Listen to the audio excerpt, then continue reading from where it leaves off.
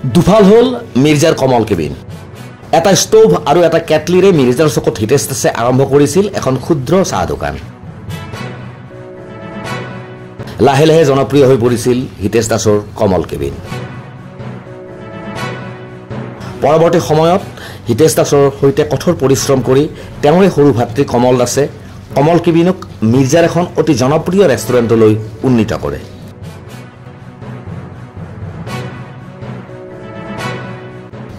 শেহতীয়াকৈ দুই ভাতৃয়ে বুজাপৰাৰ মাধ্যমেৰে কমল কেবিনক দুভাগ কৰি লয় আৰু আজি কমল কেবিনৰ সলনি হিতেশ কেবিন আৰু কমল ষ্টোৰ নামৰ দুখনকৈ ব্যৱসায়িক প্ৰতিষ্ঠান শুভাৰম্ভ কৰে দুই ভাতৃয়ে। আমাৰ আগতে কমল কেবিন আছিল, এতিয়া গাঁৱত দোকান দুই ভাই আছিলোঁ।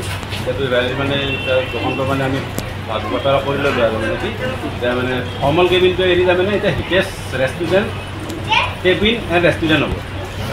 সেইটোৱে আৰু এখন গেলামাল আৰু কিবা কিবি কচমেটিক বস্তু আছে এনেকৈ থাকিব, পাণ তামোল এইবিলাক থাকিব আৰু আজি পৰা কমল কেবিন নাথাকে বা হিতেশ কেবিন হ'ব এণ্ড ৰেষ্টুৰেণ্ট সেয়াই থাকিব। বাকী দোকানটো চেঞ্জ হ'ব নামটো, বাকী কমল কেবিনটো এৰি এতিয়া হিতেশ কেবিন আৰু ৰেষ্টুৰেণ্ট আমি দেখা পাওঁ পুৰণা কাষ্টমাৰ হৈ আমি আহিছে, আমাৰ তাত সেইখিনিতো কৰিবই লাগিব। বাকী হেৰি কৰিব নোৱাৰে না, এতিয়া নিমন্ত্ৰণ দিছোঁ আহিছে দুই এটা, হয়তো দুই এটা ধৰ নিমন্ত্ৰণ নিদিয়াও আহিছে।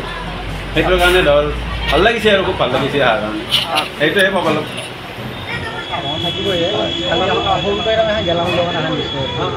কেবিনৰ এতিয়া মালিক সলনি হ'ব আৰু দুই ভাইৰ মাজত সলনি হ'ব।